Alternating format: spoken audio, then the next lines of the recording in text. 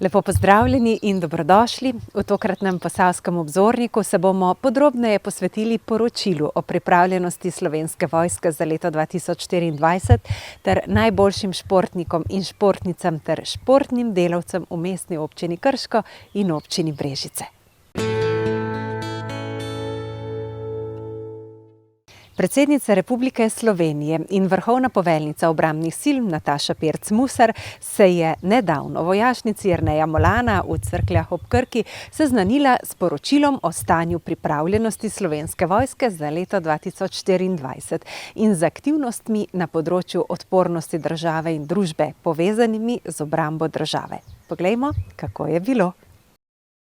Ob robu dogodka si je predsednica ogledala tudi delovanje 15. brigade vojaškega letalstva in zračne obrambe, ki ima pomembno vlogo pri varovanju našega zračnega prostora, delovanju Slovenske vojske ter reševanju in pomoči ob naravnih in drugih nesrečah.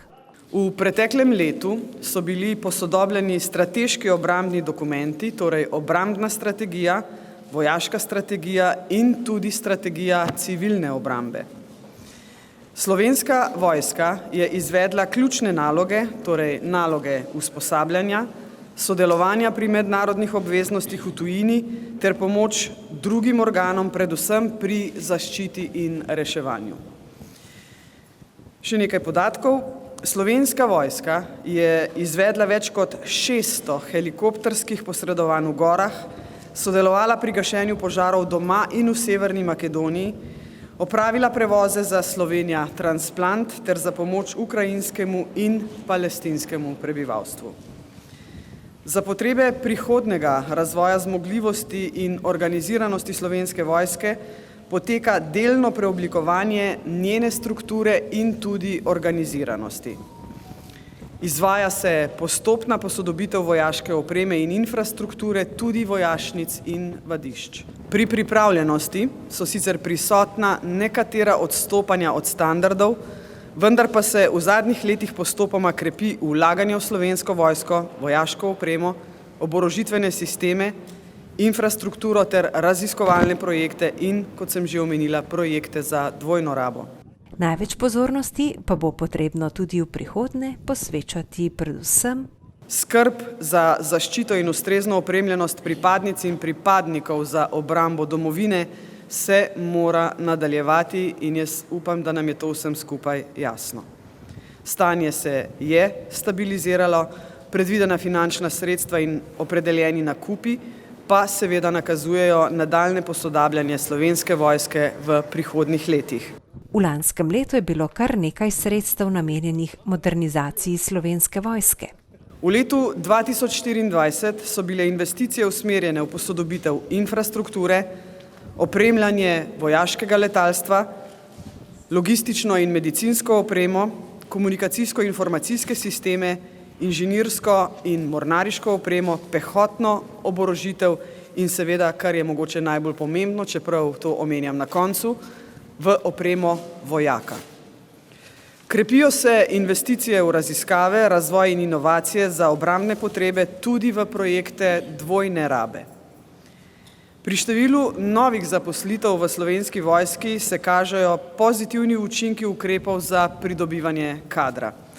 In naj na tem mestu povem, da je Slovenija pri pridobivanju novega kadra med najbolj uspešnimi državami zaveznicami v NATO. Pri tem jo še posebej veseli. Spremljam Slovensko vojsko zelo podrobno, z velike odgovornosti, ki jo imam kot vrhovna poveljnica obrambnih sil Republike Slovenije. Veliko sem med vojaki in to, kar se zadnji 2 leti dogaja v Slovenski vojski, me navdaja res z velikim ponosom. Predvsem sem vesela, da se vse več mladih odloča za ta plemenit poklic in jaz upam, da v prihodnosti ne bo nič drugače. Načelnik generalštaba bo seveda nekaj več povedal o pripadu in odhodih vojakov, največ seveda zaradi upokojitev. In vesela sem, da se povprečna starost v Slovenski vojski iz leta v leto zmanjšuje, kar pomeni, da je mladih vojakov in vojakinj, ki želijo služiti domovini, vsako leto več. Da se stanje v Slovenski vojski izboljšuje iz leta v leto, je poudaril tudi aktualni obrambni minister Borut Sajovic. Napredek na področju obrambe in naše skupne varnosti je reforma, ki že deluje, daje vidne in merljive rezultate, poteka pa učinkovito od poletja leta 2022. Danes smo gostje 15. brigade. Pripadnice in pripadniki, polkovnik Gavbe, ki vodi tole imenitno zgodbo, so živa priča in dokaz, da modernizacija je. To niso obljube, to niso načrti, to so dejstva. Dejstva so v novih letalih, okrepljenih zmogljivostih, dejstva so v tehničnem suportu, ki ga letališče potrebuje, in dejstva so v obnovi skladišč, rezervoarjev, ploščadi, ki jih izvajamo skupaj in tudi z velikim sredstvom zavezništva NATO. In pa še nekaj je tu pomembno, dvonamenska raba, naša 2 helikopterja sta v bazi na Brniku in pa v bazi v Mariboru 365 dni na leto v pripravljenosti pomagati in pa reševati. Tudi minister je poudaril napredek v Slovenski vojski v zadnjih letih.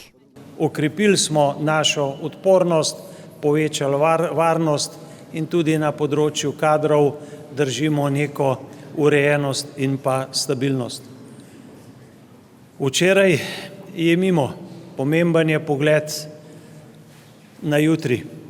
Geopolitične razmere so se spremenile, stvari so drugačne in na to se odziva in pripravlja tudi naš sistem, Slovenska vojska in pa tudi slovenska javnost. Zagotovo bomo na miren in pa preudaren način kos vsem izzivom. Vzpostavilo se bo vprašanje, kdaj bomo strateške cilje zapisane v resoluciji dosegli. Bomo hitreje, kot je bilo predvideno, pripravljamo ključne strateške dokumente, odločitev bo sprejeta na vrhu zavezništva v Hagu v mesecu juniju. Bela knjiga je dokument, ki zahteva proučevanje, razprave in dejanja, in poti varnega življenja v tej domovini si ne predstavljam brez članstva v najstarejšem, najmočnejšem zavezništvu na svetu, katerega del ta trenutek smo. Poleg povečevanja števila pripadnikov in pripadnic Slovenske vojske ter njene pogodbene rezerve, minister moč Slovenske vojske vidi še nekje. Če pride nepredviden dogodek, je to ekipna tekma, boj celotnega naroda. In tu od vsega največ šteje enotnost in pa svetost skupnega cilja. In takrat računamo na pripadnice in pripadnike Slovenske vojske, takrat računamo na 10 000 policistk in policistov, takrat računamo na 40 000 dodatno priključenih pripadnic in pripadnikov Slovenske vojske, na 100 000 ljudi v civilni in gospodarski obrambi in imamo kot dopolnitev sistem civilne zaščite in reševanja, ki lahko združi, poveže v korist sočloveka od 150 do 200 000 ljudi. To je naša moč in pa tisto, kar nas dela odporne. Prepričan sem, da smo na dobri poti, veliko dela nas pa še čaka. Ocena pripravljenosti Slovenske vojske za minulo leto je sestavljena iz večjih parametrov. Temelji na zelo natančni in tudi sodobnimi vojskami primerljivi metodologiji. Izhodišča pa so ocene iz srednjeročnega obrambnega programa Republike Slovenije za obdobje 2023 do leta 2028, seveda za dotično leto 2024. Načrtov uporabe in načrtov delovanja ter drugih planskih dokumentov, ki jih imamo na Ministrstvu za obrambo oziroma v Slovenski vojski.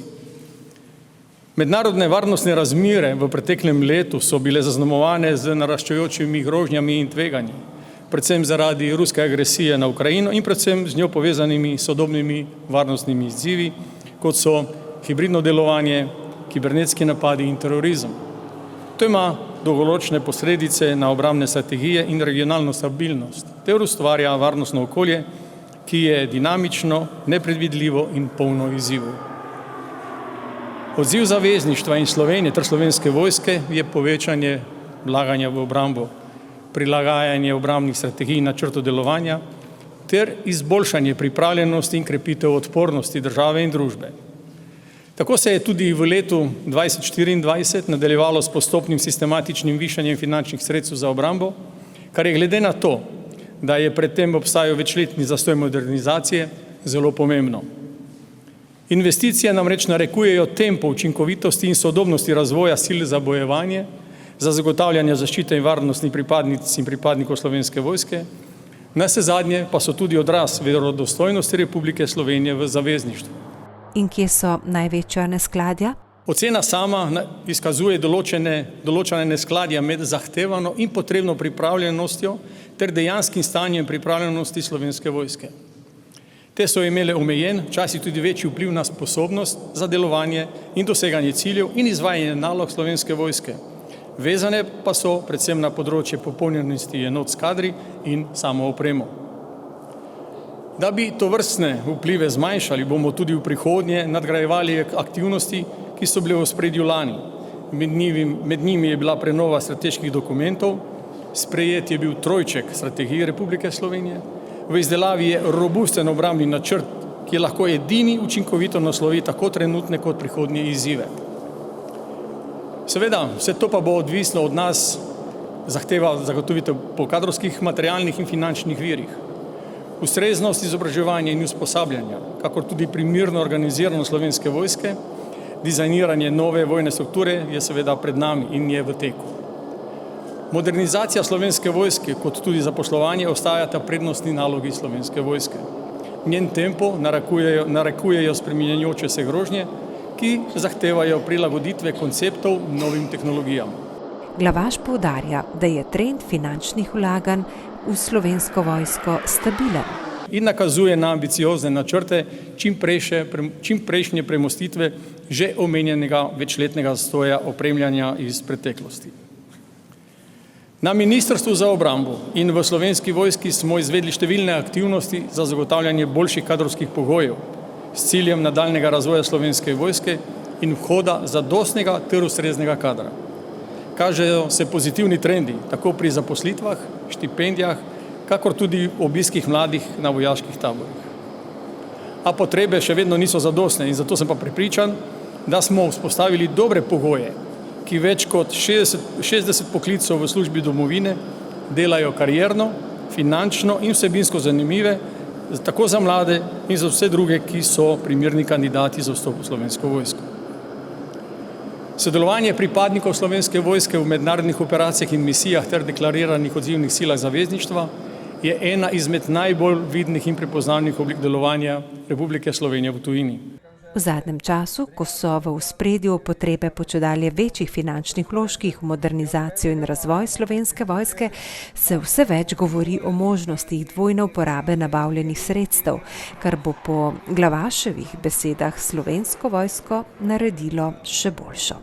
Seveda ne samo kot vojska, ampak tudi kot družba in država, kar pomeni sledeče, da je potrebno za delovanje Slovenske vojske ne imeti samo orožje in streliv, ampak tudi še kaj drugega. To pomeni, da je civilna obramba, gospodarska obramba, kot je zapisano v zakonu o obrambi, tudi pomemben faktor pri delovanju Slovenske vojske v, dajmo reči temu, vojni krizi ali po nekih drugih razmerah. Tako da,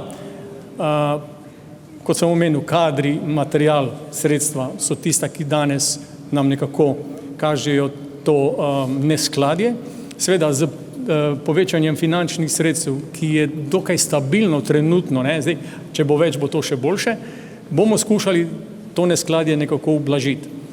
Omenil sem tudi, da veliko delamo na pridobitvi kadra, tako zunaj našega sistema, seveda preko šolskega sistema, notranjega našega in zunanjega, in jaz sem siguren, da skozi vse te projekte, ki jih imamo danes na mizi, predvidevam, da bi boljša ocena bila definitivno z zamikom, ker enostavno, če pogledamo, da pridobitve enega vojaškega sredstva ni danes na jutri, ampak je danes na 5-4 leta, pomeni to, da to, kar delamo danes, sem prepričan, da se bo reflektiralo mogoče tam čez 2-3-4 leta, kar pomeni, da takrat pričakujem tudi večjo oceno in boljšo oceno.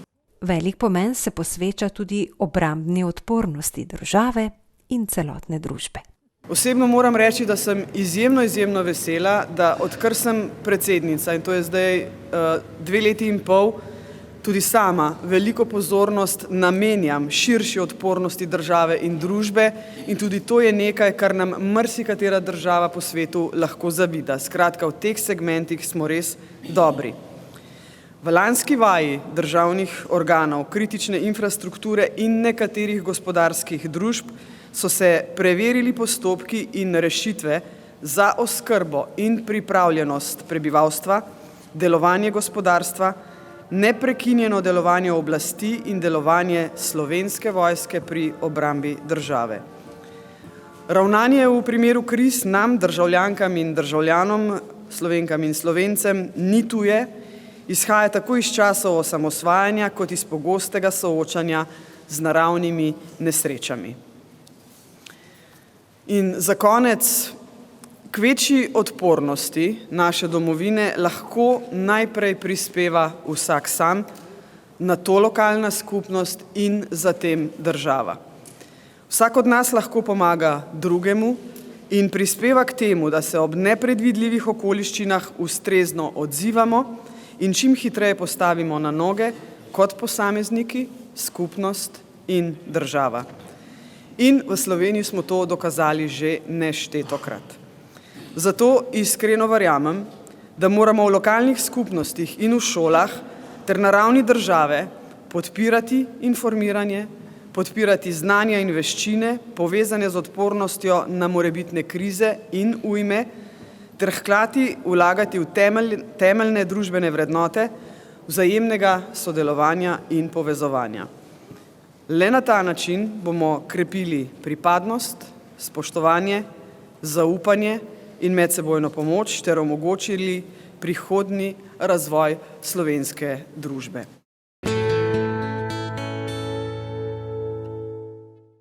Župan Mestne občine Krško Janez Kerin je na slovesnosti v Kulturnem domu Krško čestital športnicam in športnikom Mestne občine Krško, ki so lani dosegli vidnejše rezultate v posameznih športnih disciplinah.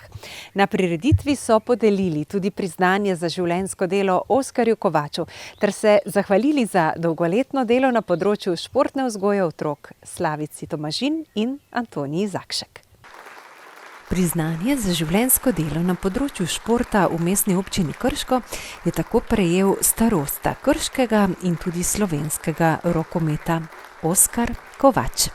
Moram reči, da sem presenečen, jaz teh nagrad imam več, z naslova kluba, z naslova Rokometne zveze, ker sem častni član Rokometne zveze Slovenije. Ta nagrada me pa presenetila, pa nisem pričakoval. Se pa zahvaljujem, ker jaz nisem tip, ki obožujem nagrade, jaz sem tip, ki rad delam z otroki. To je največji užitek, ni nagrada tista. Ker smatram pa, da je v Krškem še dosti bivših igračev, ki so tudi zaslužili to, pa niso dobili, in tudi uspešnih trenerjev. Ker Krško je dosti znano po športu. Sicer pa je Oki, kot mu radi pravijo, rokometu zapisan že preko 60 leti. Jaz sem začel trenirati kot pionirček pri Trbovskem Rudarju in sem bil do 17. leta, potem je pa članska ekipa izpadla z prve jugoslovanske lige, sem šel pa trenirati za Zagorje in igral za Zagorje, kasneje pa v Šmartno. Potem se pa cela moja familija preselila v Krško, pa sem jaz prevzel 70. leta Leskovec, potem kasneje 73. leta pa Krško. Pa še vmes sem bil še v Vrtičih pol leta, pa v Dobovi in v Brežicah. Se pravi, tudi prva liga vam ne zna? Prvo ligo sem tudi treniral, ampak jaz v tej prvi ligi nisem nikoli videl neko izjemno lepoto. Meni so veliko bolj všeč mlajše kategorije, tam pri članskih kategorijah v neki prvi slovenski ligi igrajo neke druge stvari, igrajo, ne pa rokomet. Oskar Kovač je od svojih igralcev vse skozi pričakoval dobro igro in jo znal tudi pohvaliti. Prav tako v primerih, ko le-ta na koncu ni zadostovala za zmago. Pri mlajših kategorijah jaz pravim, da je najpomembnejše, da ti otroka naučiš igrati. To je prva stvar, da trener v članski, ko te pridejo v člansko kategorijo, znajo neko znanje, ne da ga trener uči v članski ekipi loviti žogo, pa voditi žogo, pa take stvari, to ga mora trener mlajše kategorije naučiti. Ne. Je pa edini problem, da je velika fluktuacija pri mladini, ampak pri meni ne to, kar smo se razumeli in jaz vedno štejem v izjemno čast, da smo imeli izjemen uspeh v njihovem študiju, da je večina teh fantov visoko izobraženih na položajih, privatniki in tako naprej. To je najpomembnejše, s tem pa tudi, da je v moji generaciji, ki sem jaz delal z njimi, 6 bivših reprezentantov Slovenije. Trenutno tudi Šiško pa Grmšek, ki sta v širšem izboru. No, to je 6 igralcev, ne. Oskar še pove, da kljub številnim možnostim različnega športnega udejstvovanja mladine nima težav z vpisom mladih igralcev. V rokometu je problem v tem, da so trenerji ljudje, ki delajo v dopoldanskem času in ni v stanju iskati igralce. Ne. Jaz sem pa začel letos z 12, zdaj jih imam pa že 20. Se pravi, prihajajo, pomagajo mi pa to mladino nabrati tudi njihovi sošolci in to je tisti efekt. Ne. Je pa dejstvo, da od teh 20 je sigurno 17 zelo perspektivnih in bojo sigurno 5-6 igrali prvo slovensko ligo. Čez mnogo let, bi temu rekel. Ne. Predsednik Športne zveze Krško poudarja odlične številke vadečih v mestni občini, predvsem med osnovnošolci. Številke presegajo 200 in 250 vadečih na letnik rojstva, vedoč, da je v Krškem na generacijo rojenih okoli 300 otrok, katerih število seveda niha, je to naravnost impozantna številka. Število športnikov proti koncu osnovne šole pomembno pade, drastično pa se s prehodom v srednjo šolo in kasneje še na fakultete. Upad je logičen, s športom se je v odhodu iz domačega okolja seveda težje ukvarjati. Manj je ponudbe za tako imenovane interesne športne dejavnosti, šport postane resna in redna popoldanska aktivnost za tiste, ki želijo vaditi 3, 4 in večkrat na teden. Po povratku občanov iz študija se stanje nekaj izboljša, večino populacije pa je za šport in rekreacijo žal izgubljenih. Potem, ko je mestna občina pred leti pridobila mednarodni naziv mesto športa, ostaja zavezana razvoju športa. Lahko rečem, da imamo v mestni občini Krško široko paleto naborov športnikov in pa tudi široko paleto športnih društev, ki se ukvarja s športom. Nekje njih 60, od tega se nekje 50 prijavljati redno na javne razpise, katerim pač omogočimo z finančnimi sredstvi boljše vlaganje, boljše pogoje delovanja. Seveda pa moramo v tej priložnosti omeniti tudi 2 velike investiciji, ki so pač že v teku, lahko rečem, to je gradnja bazena, ki bo omogočil tako rekreativcem, kot tudi, bi rekel, malo bolj aktivnim plavalcem boljše pogoje za samo delovanje, razvoj tega športa, tudi ostale vodne športe in pa park urbanih športov, kjer tudi pričakujemo, da bo neko medgeneracijsko druženje športnih zanesenjakov in pa seveda tistih rekreativcih, ki bodo v športu videli svoje izzive in pa seveda, ki bodo malo več dali v prihodnosti tudi na svoje zdravje, gibanja in pa druženje v naravi. Župan še pove, da so mu domači športniki vzgled pri njegovem delu. Z vašim ekipnim duhom, pozitivna motivacija, ki mi kaže, da smo skupaj dovolj močni, da delamo dobre stvari v našem okolju.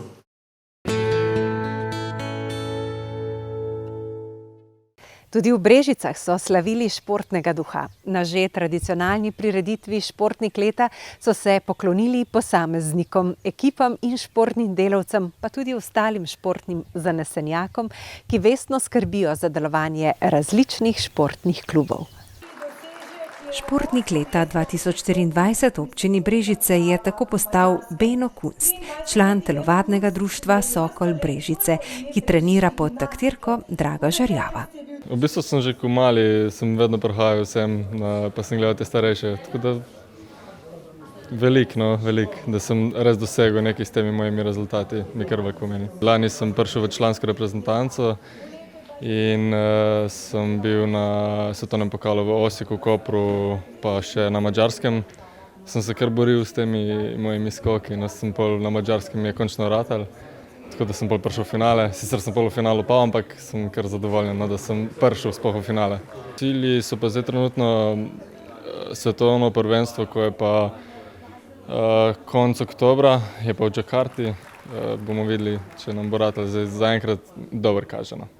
Športnica leta 2024 v občini Brežice pa je že drugo leto zapored postala Naja Pinterič, članica kajak-kanu kluba Čatež, ki trenira pod taktirko Luke Žganjarja.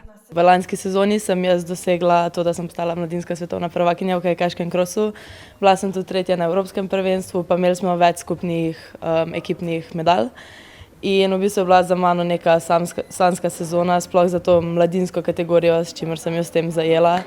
In v to je šlo veliko truda in veliko dela in jaz sem res vesela, da lahko drugo leto zapored to priznanje vzamem. Veliko je truda, veliko je odrekanja, veliko je tega, da greš v Ljubljano v šolo, da greš drugam, da mogoče upamo, da bojo kle na Krki pri nas doma, da bomo lahko ostali doma, prišla enkrat kajakaška proga in da bomo lahko doma. Do takrat pa pač moramo delati in se odrekati vsemu. Kar daljše obdobje je v Brežicah prednjačila atletika.